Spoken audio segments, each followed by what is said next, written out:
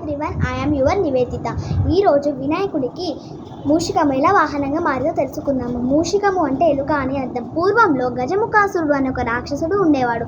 అతనికి మృత్యువు జయించి మరియు భూలోకానికి ఆధిపతిగా ఉండాలనే కోరిక ఉండేది. మృత్యువు జయించి అంటే చావు వద్దు అని అర్థం. భూలోకానికి ఆధిపతిగా అంటే భూలోకానికి కింగ్ అని అర్థం. ఒకరోజు గజముఖాసుడు ఎత్తైన పర్వతాల్లో తపస్సు చేస్తున్నాడు, అది కూడా శివుడి కోసం, ఎందుకంటే శివుడు వరం ఇవ్వడానికి. అప్పుడు శివుడు ప్రసన్నమయ్యి గజముఖాసుడిని నీకు ఏ వరం కావాలో కోరుకో అని శివుడు అడిగాడు.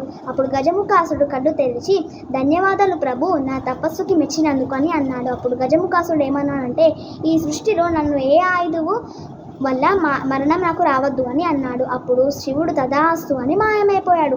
అప్పటి నుంచి గజముఖాసురుడు ప్రజలని మరియు దేవతలని తరిమి కొట్టడం మరియు హింసించడం మొదలుపెట్టాడు.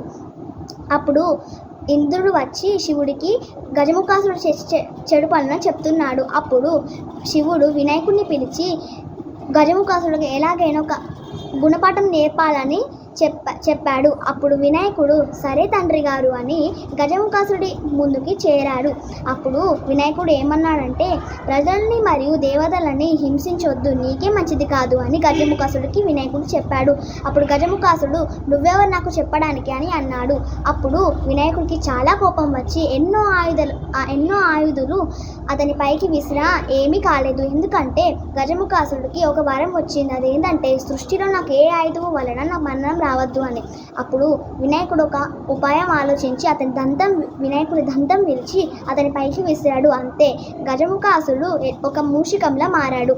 అప్పుడు వినాయకుడు ఒక తాడుని తీసి ఆ మూషికం మెడపై వేసి గుంజాడు. అప్పుడు వినాయకుడు అతని పైకి కూర్చోగానే మూషికము క్షమించండి వినాయక, నేను ఇంకోసారి ఇలాంటి పనులను చేయను, అంతలుంటే నన్ను ఒక వాహనంగా ఎంచుకోండి అని అన్నాడు.